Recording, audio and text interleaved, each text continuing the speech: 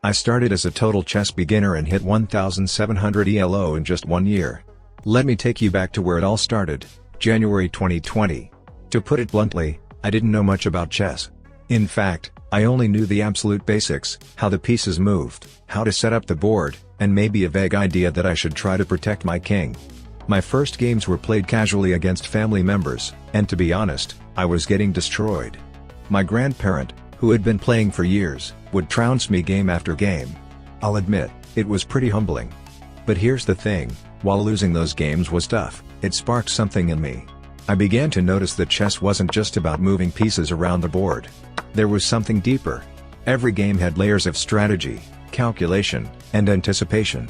I started watching more of my family members play, paying close attention to the moves they were making and asking questions about their decisions. By the end of January, I realized that I wanted to get good at chess, not just for fun, but to see how far I could push myself.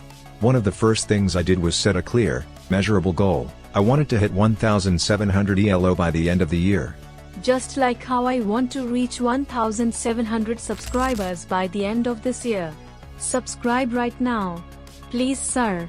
Oh, also join the chess school to learn how to master chess. It's only $10 for the first 100 people. Now, to put things into perspective, I started with an online rating of around 500. So, hitting 1700 seemed like a daunting task, almost like climbing Mount Everest. But I knew if I committed to consistent practice, deliberate study, and a willingness to learn from my mistakes, I could achieve it. Now, if you're reading this and thinking, 1700 ELO in a year is impossible. Trust me, I had the same doubts. But what I learned throughout this journey is that chess improvement is not about how quickly you can memorize openings or tactics. It's about developing a mindset of growth, continuous learning, and resilience. With that in mind, let me break down the key phases of my journey. Months 1 to 3. When I first started, my games were full of mistakes. I'd fall into the most obvious traps, miss clear opportunities, and often lose because I wasn't thinking ahead. But instead of getting frustrated, I saw every loss as an opportunity to learn. I began doing something that I believed was a game changer early on: analyzing my losses. After every game, I would take 10 to 15 minutes to review my moves. I used online tools like chess.com's game analysis feature to see where I went wrong. This helped me understand the concept of blunders and how to avoid them. I was able to spot patterns in my mistakes and started consciously improving on them. At the same time, I committed to solving tactical puzzles every single day. This was crucial because it helped me sharpen my pattern recognition. Tactics in chess are the backbone of the game. Forks, pins, skewers, discovered attacks, all of these ideas started to become second nature to me through daily practice. I can't stress enough how important it is to work on tactics if you're serious about improving quickly. By the end of month 3, my rating had already climbed from 600 to around 1000. It wasn't easy, but I could feel myself improving with every game. Months 4 to 6. One of the biggest turning points in my journey was when I decided to focus on mastering a couple of key openings. Early in my chess journey, I was experimenting with different opening systems, often jumping from one to another without fully understanding the deeper principles behind them. But around the 4-month mark, I made a conscious decision to stick with just 2 openings for both white and black: the London system and the Sicilian Defense. Why these 2? The London system was perfect for my games as white because it allowed me to build a solid structure while still being flexible. It's not the most aggressive opening, but it gave me a consistent way to develop my pieces, control the center, and set up a strong position early on. This was crucial in the early stages when I needed a safe, reliable opening that I could count on without getting into too much theory. On the black side, the Sicilian Defense was a revelation. It's an opening that's both aggressive and rich in counter-attacking ideas. Whenever I faced e4, I was excited to play the Sicilian. It put me in a mindset where I wasn't just reacting to my opponent, I was actively looking to create imbalance in the position and go for the win.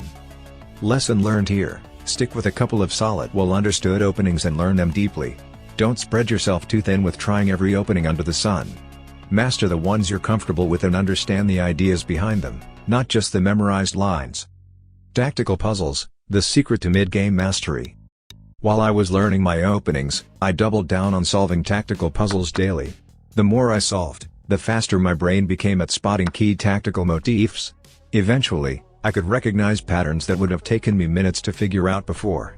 This helped me enormously during games, especially in the middle game where tactical opportunities arise more frequently. My tactical puzzle rating jumped from 400 to over 1,500 during this phase. And here's a tip: when solving puzzles, don't rush. Take your time to truly understand why the correct move works. This will help you apply similar ideas in your games. Month 7 to 9, around the 1,200 ELO mark, I hit my first major plateau. The progress I'd been making so rapidly in the first 6 months started to slow down. I wasn't improving at the same rate, and that was frustrating. I was playing well, but I found myself losing to small mistakes, especially in the endgame, where even a slight inaccuracy could cost me the game. To break through this plateau, I shifted my focus to endgame study. This is an area that many players overlook, but it's absolutely critical for improving your overall game. I started studying fundamental endgames, like king and pawn versus king, rook endgames, and basic checkmates. The better I became at endgames, the more confident I felt transitioning from the middle game. I knew that even if the position seemed even, I could outplay my opponents by relying on my endgame knowledge. At the same time, I also began playing longer games with time controls like 15+10 or even 30-minute games. These longer formats forced me to slow down and think more critically about my moves. I had to plan several moves ahead, which is something I hadn't been doing effectively in shorter time formats. Another big shift was joining online tournaments. Playing against stronger opponents helped expose the gaps in my game, and I learned a ton from reviewing those games afterward. Don't be afraid to put yourself in uncomfortable situations like tournaments, it's the fastest way to improve. By the time I hit 1,500 ELO, every game felt like a battle.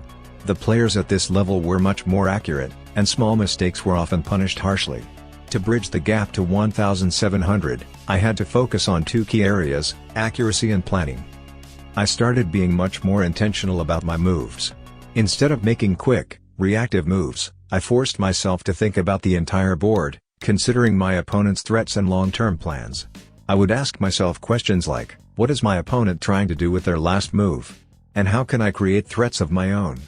This shift in mindset helped me make more calculated decisions. Another major part of my final push was improving my game planning. In chess, having a plan is essential, especially as you get to higher levels. Whether it's planning an attack on the king side, controlling a critical file, or preparing a pawn break, having a clear idea of what I wanted to accomplish in each phase of the game kept me focused and on track. Finally, I relied heavily on reviewing my games with a critical eye. Instead of just celebrating my wins, I reviewed every game, win or lose, to understand what I could have done better. This constant self-analysis helped me fine-tune my gameplay and iron out the remaining weaknesses in my game. Mindset and consistency, the real secret to success. If there's one overarching lesson I've learned throughout this year-long journey, it's that mindset and consistency are everything. Improvement in chess doesn't happen overnight. There were times when I felt stuck, frustrated, and even thought about giving up. But every time I hit a roadblock, I reminded myself of why I started, to challenge myself, to grow, and to see how far I could go.